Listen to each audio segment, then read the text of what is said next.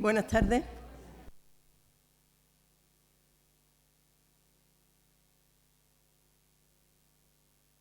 Como institucional, Consejo Superior de Investigaciones Científicas en Andalucía. Me voy a echar más para acá porque yo creo que por ahí no llega la onda. Aquí se oye un poquito mejor. Bueno, como les decía, me complace enormemente darles la bienvenida a este acto como delegada institucional del CSIC en Andalucía y directora de esta Casa de la Ciencia, a la presentación de esta obra que realmente pues, nos invita a mirar con atención y con respeto a una parte pues, muy esencial y también durante mucho tiempo muy invisibilizada de la historia de la sociología. Este libro, Escuela de Mujeres Sociólogas de Chicago, 1890-1920, nos acerca a un grupo de mujeres que fueron pioneras desde el rigor académico y también el compromiso social y estuvieron trabajando por transformar las condiciones de vida de los colectivos más vulnerables, migrantes, mujeres, infancia, y lo hicieron desde la investigación, también desde la acción comunitaria y desde la escritura, en un contexto que no solo era muy masculinizado, sino también pues, muy desigual.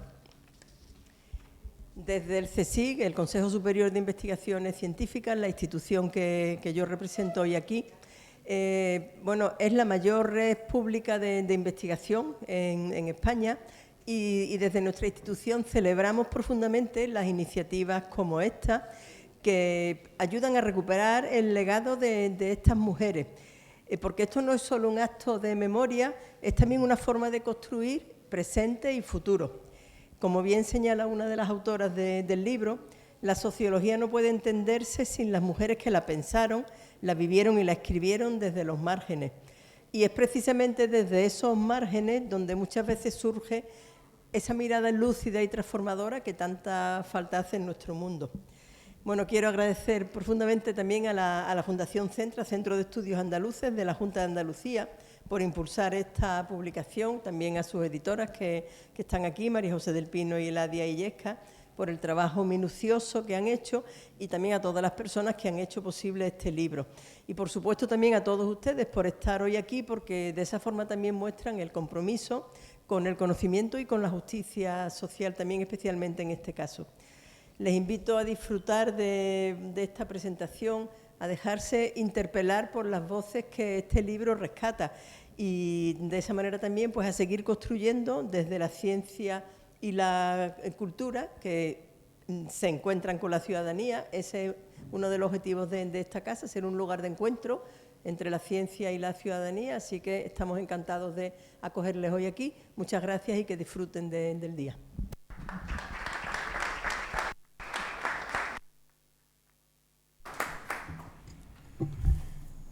Muchísimas gracias, Margarita Paneque.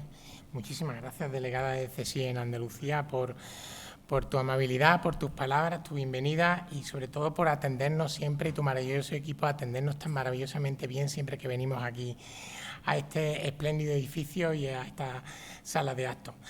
Permítame, por favor, saludar muy brevemente a Antonio Repullo, parlamentario y secretario general del Partido Popular de Andalucía. Gracias por acompañarnos. A la representante del Instituto Andaluz de la Mujer, a los editores de los consejos editoriales de Humanidades y de Ciencias Sociales que nos acompañan hoy aquí, a los profesores José Antonio Parejo y Luis Ayuso, que tienen mucha responsabilidad también en que podamos impulsar desde Centra investigación científica, a los miembros de los consejos editoriales de Humanidades, Eloísa, muchísimas gracias por acompañarnos, y de Ciencias Sociales del Centra, compañeros del Centra, profesores, estudiantes que nos acompañáis, familiares, amigas y amigos todos. Bueno, para quien no me conozca, yo soy Tristán Bertiñez, director de la Fundación Centro de Estudios Andaluces, y para mí hoy es un día muy especial porque como representante de esta fundación que depende de la Consejería de Presidencia, Interior, Diálogo Social y Simplificación Administrativa de la Junta de Andalucía, pues para mí presentar a esta nueva colección, este libro y a sus autoras, para mí es una enorme satisfacción tanto profesional como personal. Y permítanme que me explique brevemente.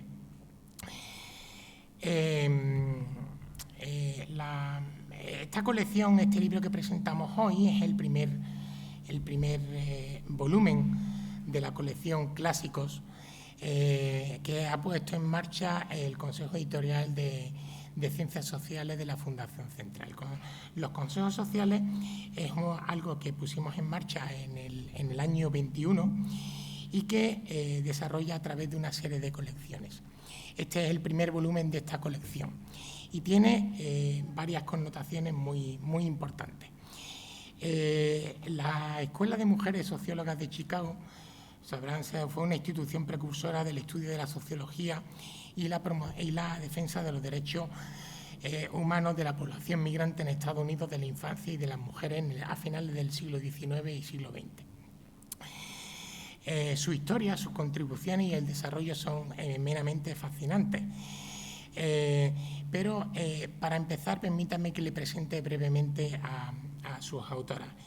María José del Pino es profesora titular del Departamento de Sociología de la Universidad Pablo de la Vide, es máster en Science for European Social Policy Analysis de la Universidad de Bath en Reino Unido y 3 años becaria en el Centro Social de Investigación Social de Alemania.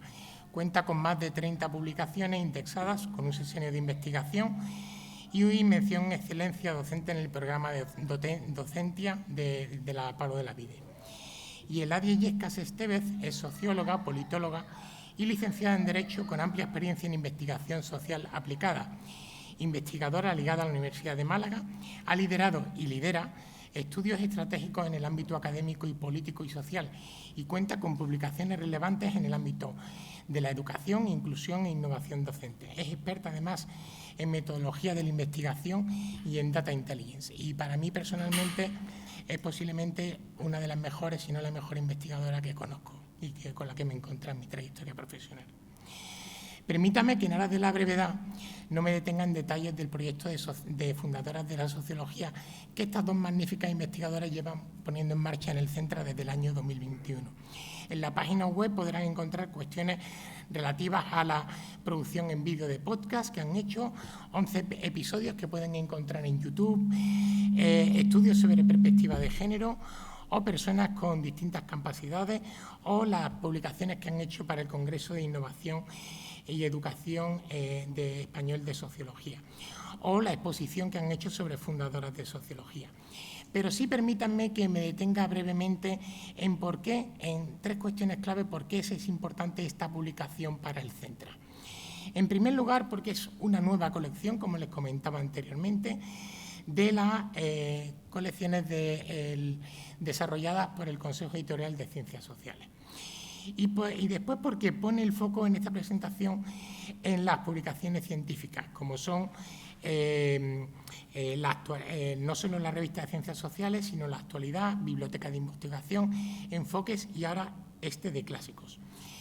El Consejo Editorial está integrado por 24 profesionales de distintas ramas académicas y hoy incorporamos este título que es Escuela de Mujeres Sociólogas de Chicago 1890-1929.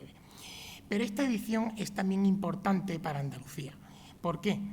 Porque la Escuela de Mujeres Sociólogas de Chicago no es solo una obra académica, es un acto de justicia histórica.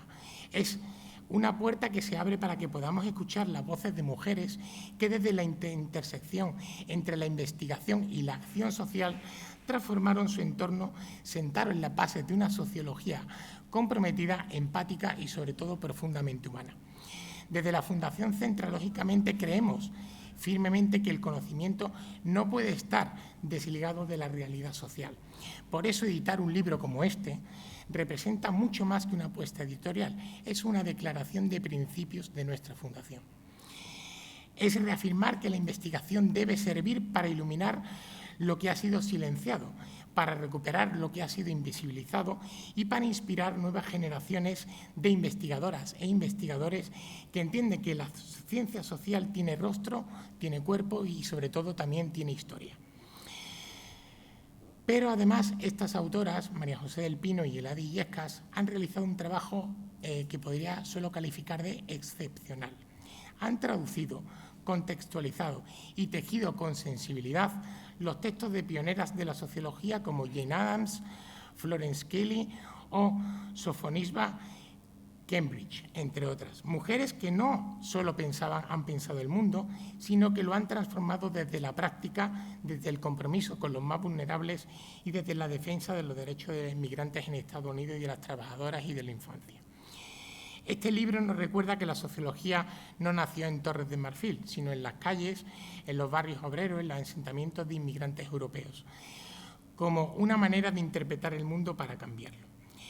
Como institución dedicada al estudio de la realidad andaluza, sabemos lo importante que es mirar para atrás para entender el presente. Y también sabemos que Andalucía necesita referentes como estas mujeres, valientes, rigurosas y comprometidas. Por eso este libro es también un regalo para nuestra tierra, una invitación a pensar desde aquí, desde nuestras propias experiencias, cómo construir una sociología que no derriba, sino que transforme. Pero es también importante esta publicación para España, porque es la primera vez que se publica este título en español, que inicia una colección impulsada conjunta, donde se publican 10 textos pertenecientes a la primera etapa de cada una de estas autoras de la Escuela de Chicago. Mujeres cuyas aportaciones fueron invisibilizadas durante muchos años y que queremos contribuir desde aquí para situarlas en el lugar que se merecen como científicas y como investigadores. Por tanto, estoy seguro que a pesar de que este es un libro nuevo, se convertirá brevemente en un clásico, porque no se podrá ya obviar en ninguna universidad española que la sociología no solo tuvo autores importantísimos, sino que también tuvo pioneras como las que se presentan en este libro. Quiero agradecer profundamente a María José y a Eladia, dos andaluzas comprometidas con nuestra tierra, por confiar en la Fundación Centra para visualizar esta obra. Y quiero invitar a todos ustedes a que la lean y la compartan, sobre todo y se dejen interpelar por ella, porque en sus páginas no solo hay historias, sino que también hay mucho futuro. Muchas gracias a todos y le paso la palabra a Eladia Illescas Esteves para que inicie la presentación de esta importantísima obra. Muchas gracias.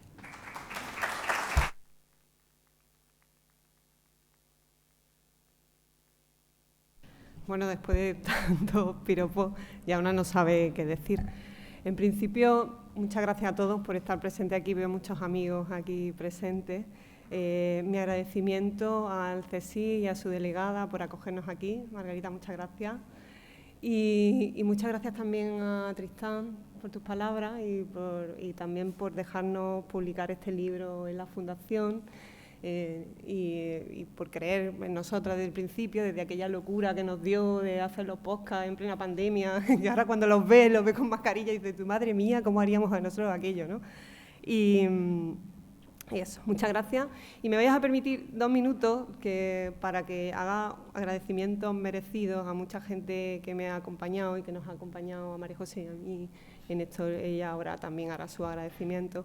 Pero yo quería dar las gracias al editor de la colección, a Luis Ayuso, que siempre creyó en este proyecto y siempre está ahí empujando para que hagamos cosas.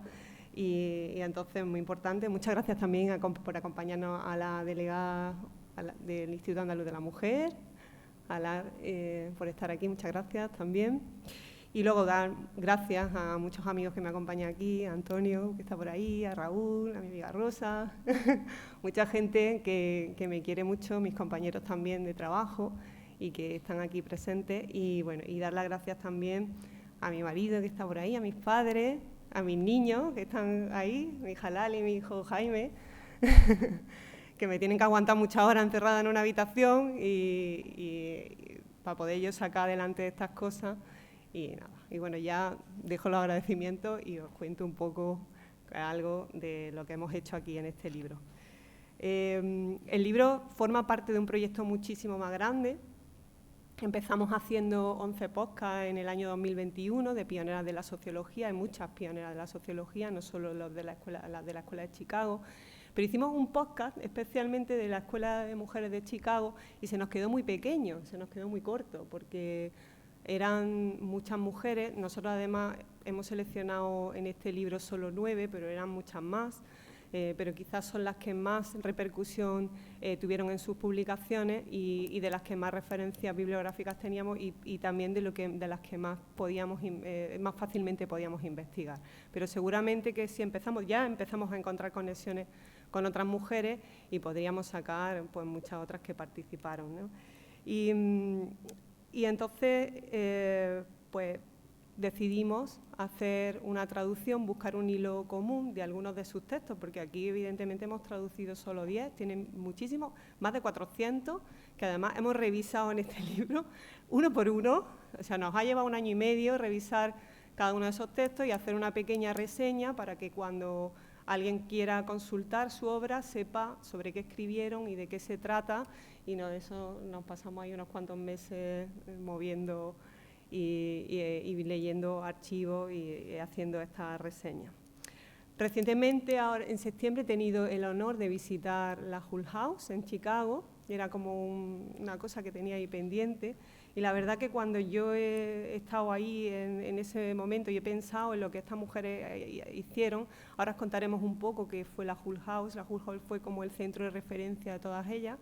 Empezó como un espacio de arte y al final se acabó convirtiendo en una especie de espacio de asistencia social en todo su amplio espectro, ¿no? Porque se convirtió en un centro de reforma social, en un centro de educación y en un centro pues, de miles de cosas que ella hacían y también, bueno, el centro también de sus investigaciones. Eso es muy importante, ¿no? Y ¿por qué la llamamos escuela? Es muy importante saber por qué denominamos escuela, porque parece que, bueno, que hay mujeres escribiendo, ¿no? Pero todas confluyeron en un mismo espacio y tiempo, más o menos, ¿no? Unas eran más mayores, otras eran discípulas de ellas, ¿no? Pero son escuelas porque crearon teorías juntas, que esto era una cosa que nunca se le había atribuido a las mujeres, crearon teorías, utilizaron metodologías e inventaron metodologías propias, escribieron en revistas de impacto y también pues fueron referentes en la creación de leyes y en la fundación de asociaciones que luego han tenido mucha repercusión en Estados Unidos y nosotros incluso, ya tenemos alguna cosa escrita sobre eso, las situamos como en las iniciadoras del estado de bienestar en Estados Unidos, porque empezaron pues, a generar la necesidad de una asistencia social pues a inmigrantes, a personas migrantes, a mujeres, a niños y bueno, y a otras personas en necesidad de aquel momento. Yo no me voy a extender mucho más, vamos a intentar, María José y yo nos gusta hacer un diálogo entre nosotras porque así nos contamos, ella cuenta su perspectiva, yo la mía, y así lo hacemos un poco más dinámico y ahora le paso la palabra a ella y vamos completando lo que vamos. Claro, pero nosotros lo que pasa es que no tenemos público. Entonces lo que hacemos es que hablamos entre nosotras, pero claro, hoy te quedas aquí. Mira que es todo amistades, ¿no? De verdad, gracias a Liam, que ha sido una sorpresa que a mí me ha encantado. Luego Margarita y el sitio es precioso. El Centra siempre. Y desde luego que el comité editorial con Luis Ayuso, pero que a mí no se me olvida Cristóbal Torres, que da una caña, que afortunadamente cuando hacen las preguntas pertinentes es cuando los trabajos salen. Entonces, yo de verdad, gracias. O sea, que cada cosa que dijeron, que era muy poco, pero muy en la diana, pues así es como se puede trabajar, bien acompañada, ¿no? Entonces, yo le quiero dar las gracias. Aquí tenemos compañeros y compañeras que vienen de... Aquí tenemos a Marcela, que viene de Chile, aquí también al compañero Murillo, que viene de Colombia, en fin, la verdad es que de Argentina, con Sandra Facelli y Pablo, en fin, yo, gracias de trabajo social, que aquí tenemos que dejar claro a mi compañera Toñi Corona, que ellas cofundan la revista de sociología y también la asociación. Pero yo no le voy a quitar su sitio al trabajo social porque desde luego que hicieron mucho por la profesión y porque las mujeres de forma masiva entran a la Universidad de Chicago y salían colocadas. Y esto es muy importante. Ellas, la empleabilidad era súper importante. Entonces, y una gracia, para mí, la más importante, me disculpáis, son al alumnado. Porque yo veo que ahora mismo vienen, y mi compañera Marian del CINEF, Marian Pérez Bernal, o sea, yo gracias, ¿no? Y de la Universidad de Sevilla, en fin, aquí tenemos, la verdad, una gente maravillosa, ¿no? Entonces, gracias. Y bueno, cuando empezamos a intentar buscar otra sociología, pues era porque pusieron un doble grado en la universidad, Pablo de la Vide, que era trabajo social y sociología. Y a mí siempre me daba la impresión de que cuando venían a hacer el trabajo fin de grado, como que había como algún desfase, era como que les faltaba algo. Y entonces yo, por apoyarla, porque para mí trabajo social ha sido siempre el referente en la Facultad de Ciencias Sociales, yo le decía, pues vamos a llamar porque en este manual pone sociología clínica. Y entonces defendemos esta sociología clínica. Que alguno yo le quiero dar las gracias al Departamento de Sociología porque me ha hecho sentirme muy libre, nos ha hecho sentirnos muy libres, siempre nos ha respetado, que en otras facultades tengo entendido que no. Entonces, en Andalucía hemos tenido una suerte enorme. Una facultad que apoya, un Departamento de Sociología que apoya, una Fundación Pública Centro de Estudios Andaluces que apoyan, el IAPH con Eloísa que apoya, aquí todo el mundo apoya, gracias, porque si no, porque es que aquí nos lanzamos y luego reflexionamos, porque digo, yo no he preguntado si esto se puede, ¿no? Entonces, bueno, como ya lo teníamos hecho, y además, pues entonces, y a estar con Eladia, pues la verdad que ha sido, esta vez que nos hemos quedado las dos solas en esto, pues un placer. Entonces, pues también muchas gracias a mi querida compañera, ¿no? Y yo me preguntaba, ¿no?, que qué importancia tiene la Escuela de Mujeres de Chicago en el nacimiento de nuestra disciplina, que cuál es su visión del mundo, ¿no? ¿En qué se centran? ¿Cuáles son sus posicionamientos? Porque, claro, tú dices, bueno, la Escuela de Mujeres de Chicago, ¿y esta para qué la traen ahora, no? Esta que ya tanto tiempo, ¿no? Y dirá la gente joven, porque ahora la gente joven a lo mejor no padece esa sociología elitista que hemos tenido, más neutral, y ahora tenemos una sociología mucho más libre, mucho más amplia, que podéis solucionar problemas. O sea, que esto ya está bien visto. Que yo me tenía que esconder con otras disciplinas para poder hacer lo que yo sentía. Ahora, entonces, gracias a todas estas personas, hay libertad. Entonces, yo creo que al alumnado lo que se le debe de dar es libertad. Entonces, esas personas que llegaban a mi despacho, yo lo que les daba es libertad y las escuchaba. Y fue para mí, pues, extraordinario tenerlas, ¿no? Entonces, la cosmovisión del mundo de la Escuela de Mujeres de Chicago no es muy diferente a la europea, porque están partiendo de la revolución industrial. Entonces, una revolución industrial masiva, un incremento de la población, es muy parecida a lo que pasa en Reino Unido y lo que pasa después en otros países de Europa, pero la diferencia es que ellas lo hacen desde la familia, desde las familias. Y entonces, claro, esa es la novedad. Comienzan con la vida cotidiana. Como ha comentado Eladia, ¿no? Familias migrantes, menores infractores. A mí lo que cada día me gusta más es la sociología criminal, cómo ellas se dan cuenta que en una cárcel no pueden estar menores infractores con auténticos criminales mayores. Entonces, 9 años, 8 años, 7 años, con 40 años y delitos de sangre a sus espaldas, eso estaba junto. Entonces, ¿ellas qué hacían? Pues visitaron todas y cada una de las instituciones penitenciarias y porque entonces también la salud, también se recluían en algunos centros, y entonces empezaron a trabajar todas esas cuestiones, ¿no? Y claro, le daban los cargos. O sea, que eran mujeres muy importantes, no votaban, no las dejaban ir a la universidad tan fácil, pero despachaban con los presidentes de los Estados Unidos. Y cada una de ellas despachó perfectamente con 3.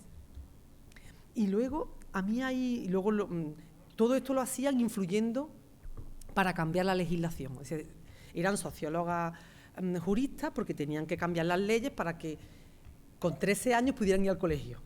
Entonces, sus logros eran, mira, con 14 años, hasta los 14 años van a estar en el cole, fíjate tú.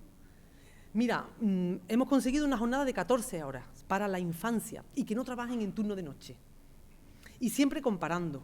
Es decir, que nosotras, la primera vez que hablamos de ellas, pensábamos que eran superlocales de Chicago, luego nos damos cuenta que no, que las legislaciones, donde estaba bien hecha, iban ellas, o sea, que estaba en Alemania, allí iban, que estaban en Francia, allí iban, que estaban en el sur de los Estados Unidos, allí iban, donde quiera que estuviera, para intentar copiar y cambiar la suya. Entonces, luego tenían una forma de trabajar muy completa. Es decir, vamos a trabajar las personas migrantes, pero vamos a ver de dónde vienen y por qué vienen. ¿Cuál es el sueño americano cuando empiezan a venir? Y se dan cuenta que lo que quieren es subir en la escala social. Entonces, hay una sociedad muy antigua, muy inmovilista, y entonces dicen, aquí creen que van a conseguirlo. Pero ¿qué pasa? Que muchas de esas personas, ellas constantemente estudian el fracaso.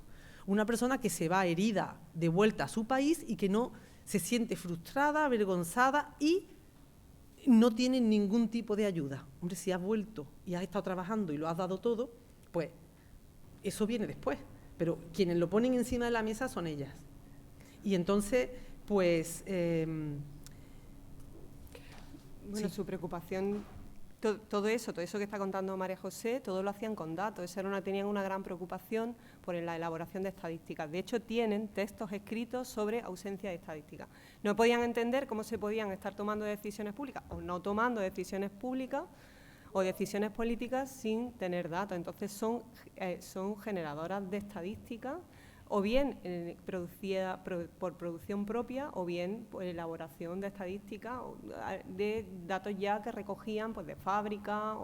Un ejemplo de eso, pues por ejemplo, Annie McNeil, que es una de ellas, que escribe un libro que se llama Wage Earning, que trabaja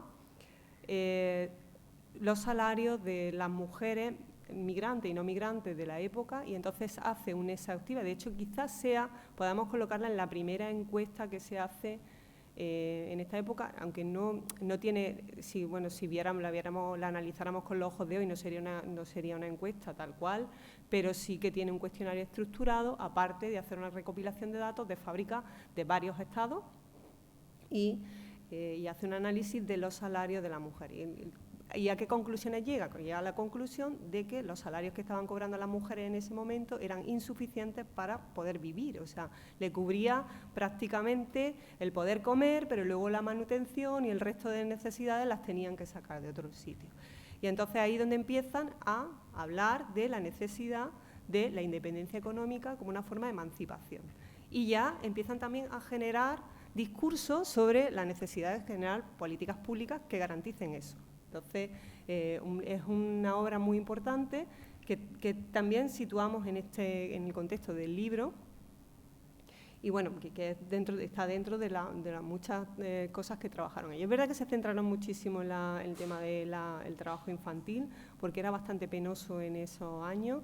De hecho, hacen una descripción bastante escabrosa de cómo los niños y las niñas ya con 18 llegaban a unas condiciones físicas y psicológicas bastante mal, porque llevaban trabajando a lo mejor desde los 6 o los 7 años, y lo que pasa es que también nos da un poco pena que todavía ellas trabajaron esto ya a principios del siglo XX y que todavía exista el trabajo infantil, que todavía tengamos que estudiarla y tengamos que ver que se aplican sus teorías y sus propuestas de políticas públicas son todavía necesarias en muchos países. Están muy de actualidad en sus temáticas. Y luego trabajan una cosa importante a día de hoy, que es muy pionera, y es trabajar la salud mental de las mujeres. Escriben sobre la salud mental de las mujeres. Tienen una perspectiva muy familiarista, eso le gusta mucho a Luis. Y sobre todo porque trabajan la concepción del hogar como el epicentro de los recursos o de la socialización en muchas cuestiones para mejorar la vida de las personas, en el tema de la higiene, en el tema del cuidado de los demás, el autocuidado, y entonces creo que para ella era muy importante esto, y era muy importante también transmitirle esta idea a las personas migrantes que estaban llegando a Chicago en esos días. Y luego también la metodología, porque la metodología cualitativa es distinta a la que ahora actualmente está también, gracias a todo el continente americano, vuelve otra vez una metodología cualitativa, metodologías participativas. O sea, la observación que hacían, y todas las metodologías cualitativas tenían que estar el grupo de acuerdo. O sea, era una metodología diferente. Y yo creo que, aunque ahora está volviendo, hay que volver a ella. O sea, tiene que ser con las personas, y las personas tienen que estar de acuerdo. Y esto me parece súper interesante. Y luego por ejemplo, si comparamos un poco, ¿no?, con América Latina, ¿verdad?, todo lo que es más rural, más centrada en el territorio, las poblaciones originarias, ellas no. Ellas hablan poquísimo de las poblaciones originarias, porque de España ni te cuento ya. Porque es que, claro, nos acababan de ganar unos continentes, todo lo de Miami, toda esa parte, con lo cual de España no se hablaba porque se liaba el taco, entonces venía la discusión, y su postura no es la postura que tiene ahora mismo Estados Unidos, era una postura de orgullo porque habíamos conquistado, o sea, que eso ya es que no son todo maravillas. A día de hoy, pues, lógicamente, pues tienen sus lagunas, ¿no? Pero luego, ellas tampoco miran así a la madre patria, como por ejemplo los feminismos afroamericanos, ¿no? Ida B. Wells, que necesita tirar de Inglaterra para que los linchamientos paren. Ellas no. Ellas sí, porque van a la London School of Economics and Political Sciences con Beatrice Potter Webb, una de ellas. Se trae la asignatura entera. Luego los mapas de pobreza que se hacen con Charles Booth y en Chicago, no estamos seguras todavía de cuáles son los primeros. Me imagino que Charles Booth, pero vamos, no lo tenemos todavía confirmado, ¿no? Sí, porque encontramos un libro que se llama Hull House Map and Paper, que tiene una señalización de libros de pobreza bastante exhaustiva y que se parece mucho a la de Charles Booth, pero no sabemos todavía. No lo firman ellas. Sí, fue anterior o posterior, pero imaginaros, dentro del entorno donde ellas trabajaban, en la Hull House estaba situada en uno de los barrios más desfavorecidos de Chicago, y ellos, donde estaban asentados la mayoría de los trabajadores de las fábricas del momento, las fábricas de textil. En ese momento Chicago estaba en plena ebullición de la revolución industrial, por ponerlo un poco en contexto, y entonces había mucha gente malviviendo, ¿no?, malviviendo en condiciones muy infrahumanas. Entonces ellas quisieron hacer una señalización de dónde estaban los mayores niveles de pobreza, y hacen unos mapas con colores, o sea, que es muy pionero también para esa época, señalando pues dónde había más nivel de pobreza, dónde había enfermedades, en fin. Por ejemplo, aquí hemos traducido un libro que se llama Sanidad y Sociología, que también es muy pionero, porque relacionan la sanidad con la sociología, es decir, es el inicio de las políticas de salud para mejorar las condiciones de vida de las personas, imaginaros. Y para eso trasladarlo, o sea, una investigación también con datos, eso trasladarlo a los poderes decisores. Es decir, aquí tenemos esta investigación, pues hemos demostrado que si mejoramos las condiciones de salubridad y dentro del hogar, y además lo hacían, y muchas veces enseñando en la propia Hull House cómo tener tu casa limpia, qué condiciones de higiene tenías que tener para no transmitir enfermedades, y cómo eso podría mejorar las políticas de bienestar y las políticas de salud, ¿no? O sea, es muy importante esa. Es que las grandes epidemias, las que entraban a las casas donde estaban cosiendo la familia, eran ellas. Entonces, ellas, es que aquí no eran solamente sociólogas, es que tenemos también una médica impresionante que la están estudiando en Murcia, vamos a dejarle el sitio, y tenemos también ingenieras. Es que eran curiosísimas y luego trabajaban todas con todas, o sea, eran mujeres muy fuertes, muy trabajadoras, muy exitosas, con muchísimo estatus, pero las autoridades desde luego que lo consiguieron, pero que no tenían problemas entre ellas, estas. Pero luego con otras sí, porque ella ha hablado de Annie Marion McLean, y entonces eso de la autoría, eso es muy antiguo, porque ella trabajó porque para coger el pedazo de encuesta que hizo, que estamos hablando de miles, y luego firmó ella solita, pues la denunciaron, que yo creo que salió airosa porque el libro sigue estando ella sola. Entonces, verás tú que sus más y sus menos hubo. Annie Marion McLean es una figura muy conflictiva, porque la pobre vino de Canadá, es un gusto leerla, pero luego hizo eso, luego hay mucha literatura contemporánea que dice que después de que saca el doctorado y no la dejaron trabajar en la universidad, bueno, otros escritos dicen que es que tenía problemas de hueso y entonces la dejaron con lo que es la sociología por correspondencia, y entonces enseñaba por carta, pero es que hay que ver cómo estaba su salud. Entonces, hay muchas cosas que nos quedan todavía por hablar. Entonces, este artículo que ha dicho Eladia de Sanidad y Sociología, yo lo impartí en clase y entonces el alumnado estaba indignado, porque tiene una asignatura que es precisamente esa. Y entonces dijeron, muy indignadas, que eso no era justo, que por qué no le habían dado ese artículo para explicar algo que habían entendido tan requete bien y tan requete rápido con estas.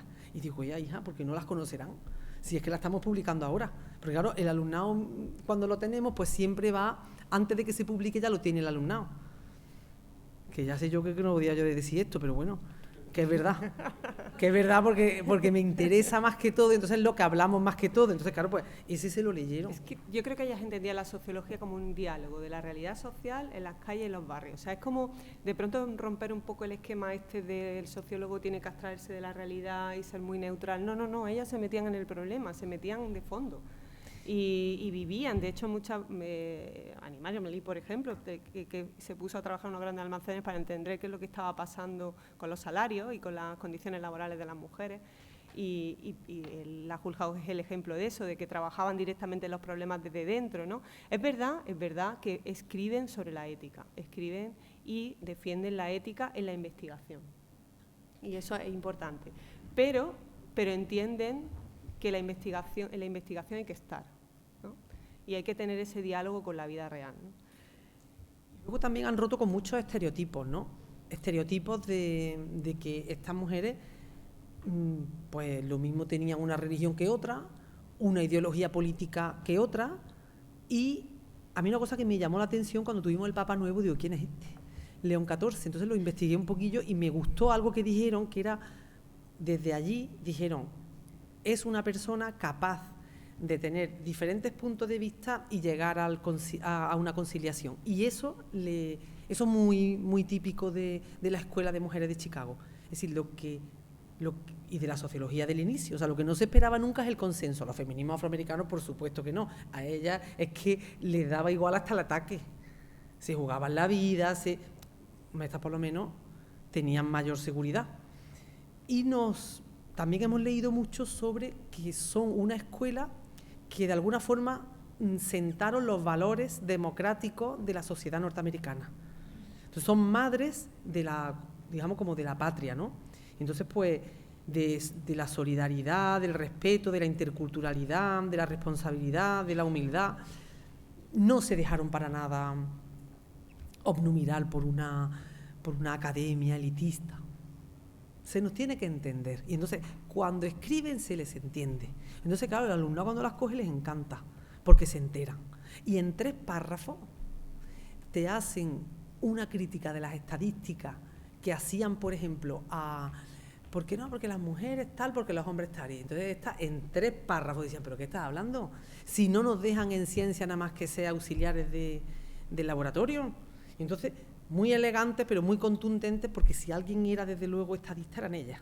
O sea, que estas de metodología sabían una barbaridad. Y luego, pues... Sí, la situamos en la metodología como pionera de grandes, de la observación participante, la entrevista, los focus group, o sea, todo eso, toda esa metodología que nos creíamos que además era una cosa de hombres, ellas la llevaron en la práctica, o sea que, pero lo tienen en su escrito, y el análisis estadístico de datos masivos, o sea que ahora podrían ser para analistas de Big Data, ¿no? O algo así, ¿no? Pero es sorprendente, a nosotros esto nos ha llamado mucho la atención porque además, claro, la identificamos pues, bastante con nosotros porque tenían ese papel de metodóloga que un poco se le ha ocultado a las mujeres y a ellas lo tenían. Y luego la Hull House era un centro obligado, es decir, que todo el mundo que se dedicaba a la sociología, Max Weber, Marianne Weber, todo el mundo pasaba por allí. O sea, era donde había que ir porque representaban algo que era distinto. Porque en la biografía de Ida B. Wells dice, porque ella dice cosas, pero las deja caer, ¿no? Y no todo lo desarrolla. Y dice, hoy día las chicas piensan distinto. Dice que se pueden quedar solteras, dice que se van a ganar la vida, que pueden tener éxito, que pueden tener autoridad. La autoridad, si lo deja ahí, ¿no? Porque claro, es que en ese momento el debate era, ¿las mujeres podemos tener una capacidad académica? Ese era el debate. Entonces, la sociología, la escuela de sociología de Heidelberg Pues ahí estaba Marianne Weber, la pobre, escribiendo que sí, con contundencia, contra Georg Simmel, y le contestaba Émile Durkheim desde Francia. Estas pasaban de eso. En ese debate no entraron nunca, hechos consumados.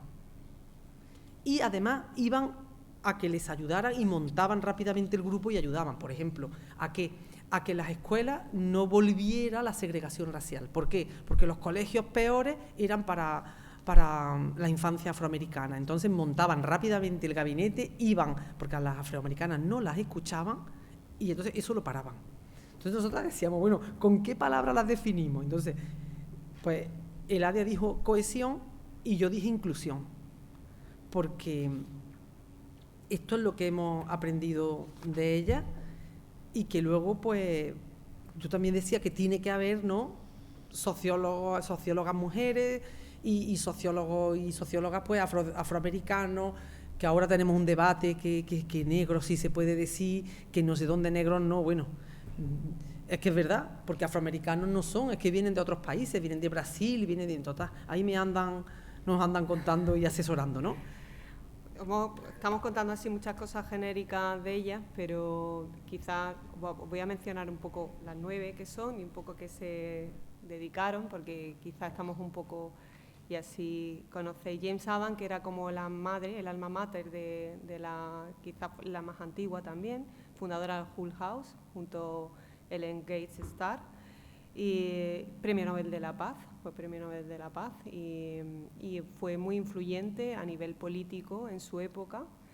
Después tenemos a Florence Kelly, que sobre todo escribió sobre la explotación laboral de las mujeres. Ella escribió sobre la salud mental de las mujeres, escribe sobre el salario mínimo, sobre la ausencia de estadística, muy crítica con la ausencia de estadística en la toma de decisiones. Luego tenemos a Julia Lathrop, que fue la primera directora de la Children Bureau, una oficina de la infancia. Fundan muchas asociaciones y fundan muchos organismos que son, como hemos dicho antes, iniciadores del estado de bienestar. Y en este caso, pues la Oficina de la Infancia, que todavía existe, aunque ya ha perdido competencia, pero en su momento pues fue el centro de influencia para la regulación del trabajo infantil, que no tiene, o sea, no es nada. Y luego tenemos a las hermanas Abbott, Grace Abbott, que siguió también la estela de Julia Lathrop, también en la Children Bureau, y Edith Abbott, que es la que estábamos hablando, que trajo los mapas de Beatriz Potter Webb, los mapas de pobreza a la Hull House, y también inicia como una línea de investigación en la propia Universidad de Chicago y un programa de investigación propio que después se mantuvo durante un tiempo y por ahí pasaron muchos. Sofonifa Brickenswright, es muy difícil decir este nombre, fue clave en la creación de un tribunal de menores de Chicago y de hecho tiene un libro que se llama Delinquent Child. Aquí nosotros también analizamos un artículo de ella sobre la criminalidad en aquella época, la criminalidad sobre todo infantil y de niños y jóvenes. Animarius McLean, que quizás fue la más socióloga de todas, porque es doctora en sociología, estudió sociología, tuvo sus problemas con la autoría, pero trabajó muchísimo el tema del trabajo femenino. Frances Kellor, que quizás es con la que yo más me identifico, porque tiene esa vertiente parecida a mí, que fue socióloga y jurista, y hace muchísimos estudios sobre criminología. Y sobre todo hace un análisis bastante importante sobre por qué en los tribunales, de pronto descubre que en la mayoría de los tribunales de infantiles estaban llegando muchísimas niñas migrantes y simplemente por su condición de ser niñas migrantes se les condicionaba, ¿no?, a ser delincuentes. Y ella sobre todo cree que los tribunales de justicia menores deberían de ser un sitio de reinserción social, no un sitio de condena, y creo que es justo una cosa que ya se ha ido manteniendo en el tiempo. Y luego tenemos a Marion Talbot, que fue decana, bueno, también fue decana Edith Abbott, pero fue decana de mujeres de la Universidad de Chicago. Imaginaros, decana de mujeres, porque entraron en este momento en que la Universidad de Chicago abre su puerta a las mujeres y entonces empiezan a tener muchísima repercusión ella. Y bueno, y hay un artículo muy curioso que María José, hablamos ayer de él, sí, sobre cómo las relaciones entre los estudiantes masculinos y femeninos tenía que estar la decana de mujeres presente para, bueno, estas cosas que pasaban a principios del siglo XX, ¿no? Y Marion Talbot es la que habla sobre sanidad y sociología y sobre las condiciones sociales. De Franz Kellor, por ejemplo, una cosa muy curiosa es que fue directora de investigación del Partido Progresista de Nueva York. Tiene también una faceta política muy interesante en ella, porque introduce el análisis de datos en un partido político. O sea, es una cosa súper interesante en ella, por eso quizás sea mi favorita, junto con Animarios Manlin, que me gusta mucho lo que escribe también, es muy interesante. La verdad es que son muy interesantes, todas tienen cosas muy interesantes. También escribieron muchas cosas sobre la guerra, porque vivieron la Primera Guerra Mundial, el periodo de entreguerras, hablan sobre la paz y sobre las condiciones de la gente que venía después de la guerra también. Y hablan sobre el deporte, por ejemplo, ¿verdad? Sí. Que yo creo que no hay ningún tema que busquemos y no encontremos, porque es que escribían una barbaridad, hacían muchísimas reseñas. Una cosa también que nos ha gustado mucho es ver cómo sistemáticamente ellas eran el faro para las profesiones. Es decir, este libro va a interesar para el alumnado de economía tales capítulos, pero no se pierda el alumnado de trabajo social tal otro. O sea, ellas estaban sistemáticamente leyendo y dando a conocer lo que era interesante.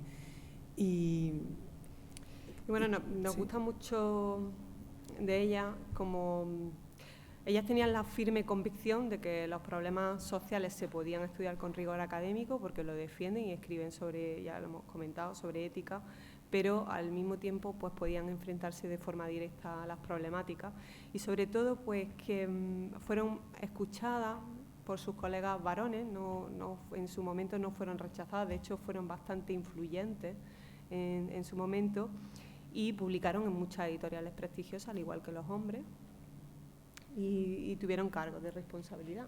Sí, es que hemos hablado de ellas porque era un proyecto que tenía un liderazgo de mujeres, pero allí vivían hombres y mujeres. O sea que, y luego después el secretario era George Herbert Mead. O sea que, claro, ese era el secretario. Es que allí el alumnado iba a hacer trabajo de campo. O sea que decían ellas que el primer departamento de sociología fue la Hull House, porque esos mapas de pobreza lo hizo el alumnado. El alumnado iba con sus metros y medían cuánto eran las ventanas, cuánta gente vivía, cómo era el hacinamiento, etcétera, etcétera. Y ese trabajo de campo lo hacía, el alumnado aprendía, imagínense. Y cuando iban de trabajadoras sociales, que me imagino que habría una gran mayoría, porque es que ellas no estudiaban lo que querían, ellas no enseñaban lo que querían. Es que el problema era que les vetaban constantemente las oportunidades. Entonces, había una lucha muy grande. Y luego, además, la familia le decía, si tiene usted que amonestarlas, las amonesta, no vaya a ser que se pegue más que la cuenta al muchacho. Y todo ese tipo de cosas, ahora es que te quedas perpleja. A mí me encanta leerlas porque digo, fíjate tú, cómo estábamos, ¿no? Que esto mi madre te lo cuenta. Si eso no podíamos ni abrir una cuenta en el banco. O sea que hemos cambiado mucho, hemos mejorado mucho, y a lo mejor hay muchas cosas que la gente joven ahora no entiende. Pero yo creo que es muy importante porque los problemas son los mismos, la intensidad ha variado. Pero eso es aquí, en otros países no. Entonces yo creo que no podemos bajar la guardia con los avances para poder seguir, ¿no? Y ellas ayudan mucho porque te dan mucha fuerza, y luego eran muy divertidas, por ejemplo, la Hull House, allí es que viene escrito que hasta la 1:30 allí no se paraba de haber ruido, y a las 6 de la mañana ya estaban en planta. O sea, vivir en la Hull House no era fácil, porque podían dormir 4 o 5 horas, no más. Eso como un diario. O sea, allí se trabajaba, y luego todas pusieron en riesgo su salud. Sí. Murieron con enfermedades y no se cuidaron. Y luego hay una cosa muy bonita que ellas se dieron cuenta, que si no escribían sobre ellas, pues iban a desaparecer. Entonces, Ida B. Wells, por ejemplo, que era coetánea a ella, escribe su biografía, sobre Julia Lathrop, por lo menos 3 artículos, escribe la primera, ¿cómo se llama? Jane Addams, y gracias. Y todas intentan interpretar cuál es su aportación. Porque sí, escriben, se hacen referencias biográficas las unas a las otras o hacen recopilaciones de estudios. Sí, es verdad que toman conciencia de la necesidad de darse valor a ellas mismas, sí. Y también claro, es que aquí no podíamos, esto no se puede terminar, así que comenten lo que quieran, ¿no? Si os parece, no sé por qué, tú eres el que modera, ¿no? Pero que esto es ilimitable, porque tú te pones a estudiar y entonces no te surgen más que preguntas y más que empiezas a descubrir, o sea que sí, podríamos estar aquí hablando ahora. Pues son muchas cosas que hemos leído y muchas cosas. Yo me gustaría decir una idea mía, que sus ideas no son piezas de museo, sino son más bien herramientas para pensar el presente y para imaginar un futuro mejor.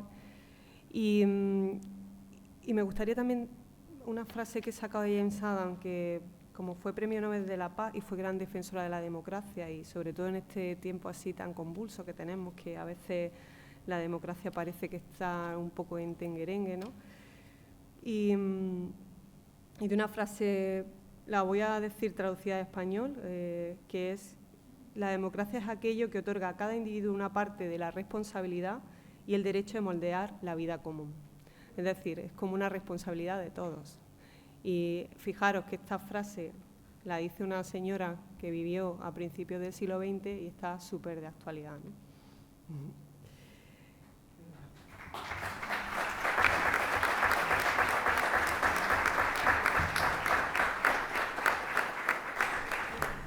Pues muchísimas gracias.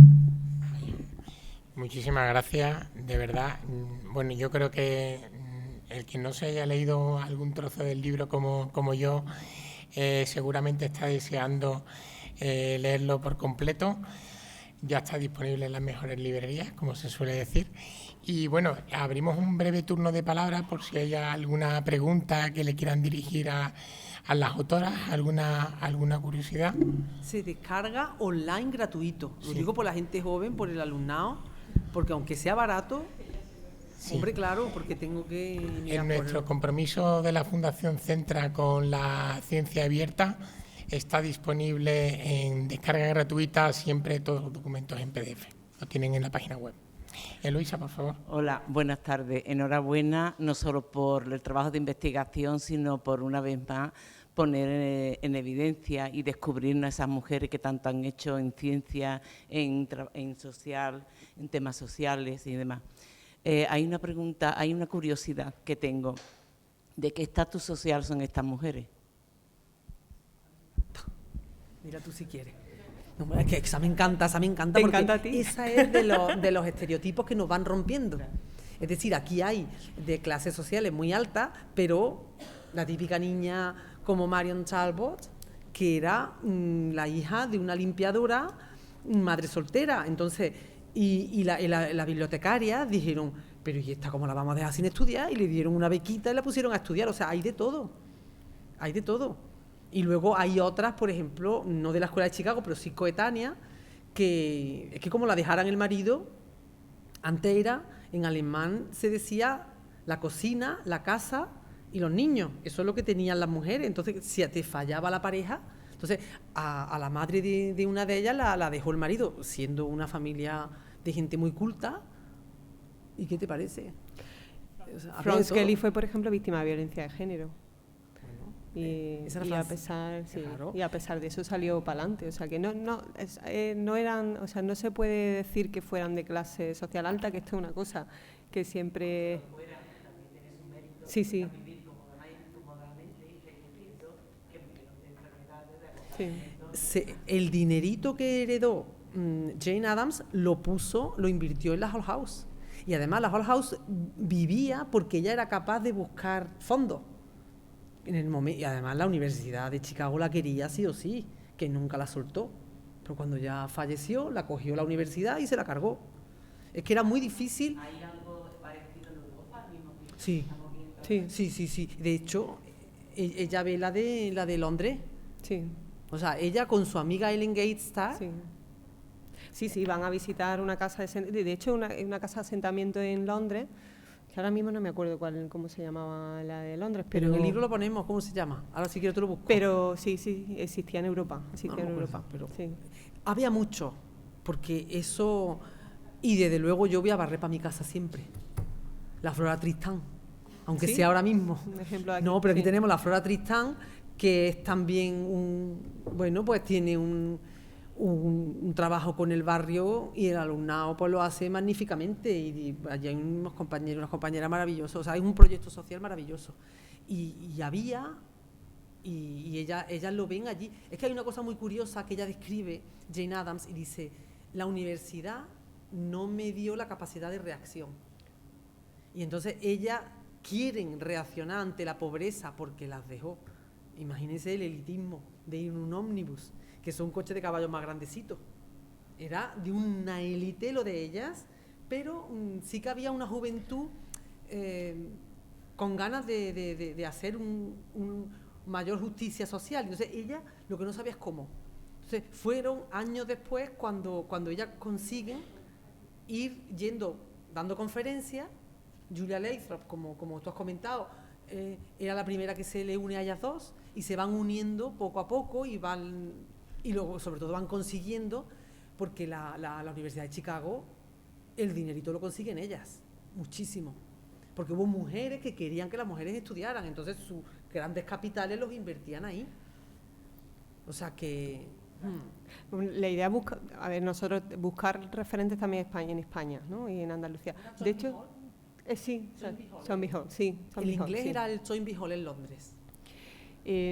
Ahora, hace poco ha sido premiado en la Fundación una tesis sobre la Junta de Damas de Cádiz y probablemente tenemos que verla, tenemos una conversación que tenemos, bueno, le hemos hablado María José y yo, a ver si encontráramos algún paralelismo con estas mujeres. Muy bien. ¿Alguna otra pregunta allá al fondo, por favor? Sí. Toñi Corona. Esta prepárate que viene en curva. No. ¡Ay, que no! Sí. Bueno, yo siento que me tengo que ir, pero no me quería ir sin decir dos cosas. Bueno, daros la enhorabuena a las dos, a María José y Eladia, por ese trabajo y cómo lo habéis presentado. Me ha parecido de una forma súper bonita ese a la limón que habéis hecho y cómo os habéis ido como siendo buenas discípulas, ¿no?, de las mujeres de la Escuela de Chicago, ¿no?, apoyando, haciendo que una crezca con la intervención de la otra. Y también a Centra, ¿no?, por apostar por este tipo de publicaciones. Y con respecto a lo que estoy diciendo, que María José ha hecho la alusión de cómo el trabajo social, yo soy trabajadora social, soy compañera de María José, también Jane Addams tuvo mucha relación, lo sabéis, con Mary Ritmo, que es como la madre, la pionera del trabajo social. Entonces, trabajaba mucho pues eso, con los datos, con las estadísticas, con las evidencias en el fondo, porque claro, para defender algo en aquellos tiempos y defenderlo mujeres, hacía falta evidencia. Las evidencias eran con los datos y también pues con las entrevistas. También hacían entrevistas analizando casos por caso, la realidad social con todos los enfoques posibles, es decir, cuál era la salud de esa familia o de esa persona, cuál era la situación educativa, cuál era la situación de la vivienda. Entonces, es algo como que, fijaros, hace un siglo, ¿no?, como que tendríamos que rescatar, que es lo que estoy haciendo realmente, pero rescatarlo no solamente desde la academia, que está muy bien, sino desde los poderes públicos. Aquí hay representantes del Instituto Andaluz de la Mujer, de diferentes espacios. Es decir, si queremos hacer realmente políticas públicas que incidan y que mejoren en la sociedad, pues tenemos, yo creo, que rescatar a estas personas, estas mujeres que fueron mujeres pioneras, que nos enseñaron y nos siguen enseñando maneras de transformar la sociedad para que vivamos todo el mundo mejor, ¿no? Y me ha encantado la frase que ha leído de Jane Addams, porque realmente es que nos las tendríamos que poner todas las personas en el frigorífico o en el despacho o o en el tablón de anuncios porque realmente la democracia es una responsabilidad de toda la ciudadanía, ¿no? Así que, bueno, enhorabuena y, bueno, me tengo que ir, pero de verdad, chapo. Muchísimas gracias, Toñi. Bueno, sí, una última pregunta, si puede ser ahí, ¿sí? Ahí dice.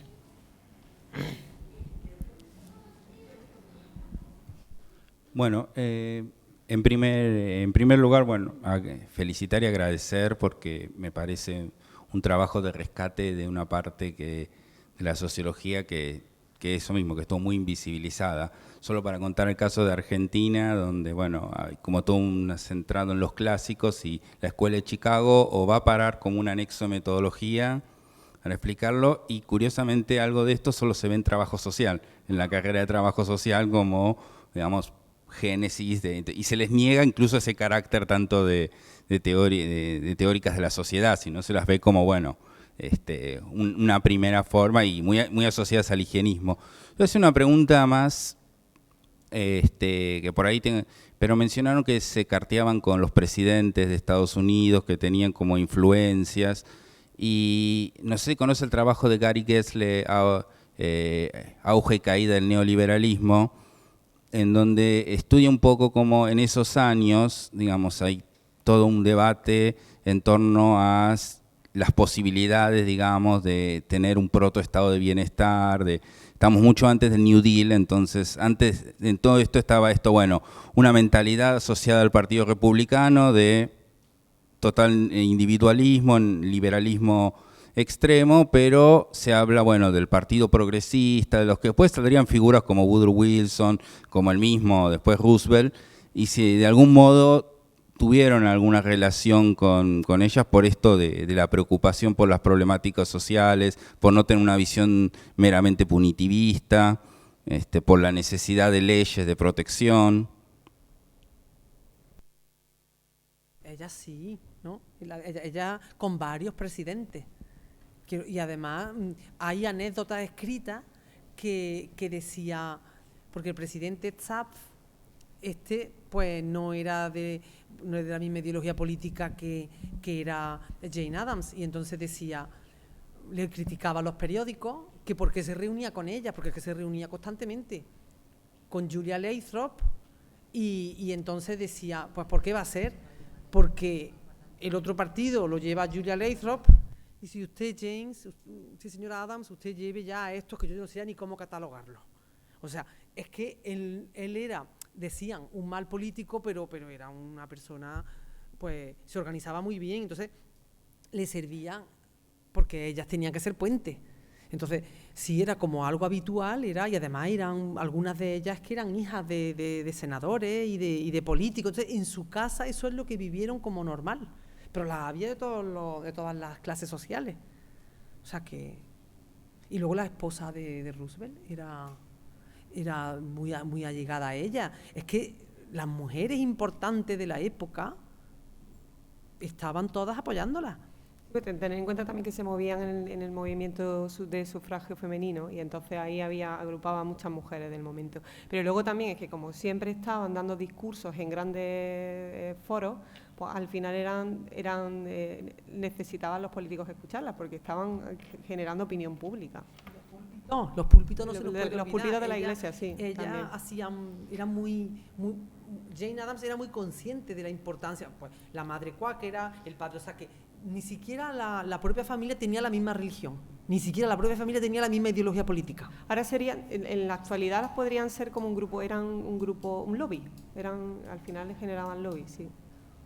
Pero claro, entonces la importancia del púlpito, porque no solamente es que convencían al pastor de que dijera, no, es que le cedía el micro, o no había micro, pero bueno, le cedía el púlpito. Entonces, el nacimiento de la sociología tiene mucho que ver con el apoyo eclesial. Pero te digo, cuáquero, unitario, es que eran todas las religiones, las unitaristas, las mejores, porque es que a estas en Inglaterra les permitían la educación. O sea, que en sus casas las dejaban como Jared Martineau, porque como no podían votar, porque vinieron por motivos religiosos vinieron de Francia, oriundas de Francia. Entonces llegan allí, no las dejan a los señores, porque a ellas por supuesto que no podían votar, los unitarios no podían ir a la universidad, con lo cual las iglesias tenían su revista, ella empieza a escribir allí, no dice, siempre con seudónimo, a la familia le encanta, entonces empieza a escribir más, bueno, es que vendía más libros que cualquiera del momento, entonces, claro,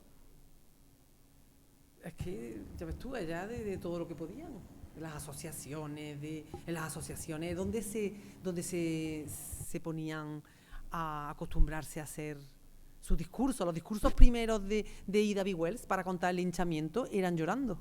Entonces ella dice, yo creo que las del final no me veían, porque se le caían las lágrimas, porque lo que estaba contando era cómo torturaban, quemaban a personas que no le habían hecho un juicio. O sea, que ella lo que pedía era un juicio. Entonces, todo lo que ellas contaba era muy duro para ella. Entonces, las asociaciones de mujeres, pues, le editaba el libro o el libreto, se lo compraban y le daban, porque claro, y le pagaban la niñera. A Ida B. Wells le pagaban la niñera, para que no dejara de ir. O sea, es que se apoyaron mucho las mujeres, muchísimo. Pero, como siempre, también con las afroamericanas había sus conques. O sea, que hay una polémica con la señorita Willard que no os podéis imaginar, que se le adelantaba a Inglaterra. Bueno, es que eso es otra historia. Eso para el siguiente libro.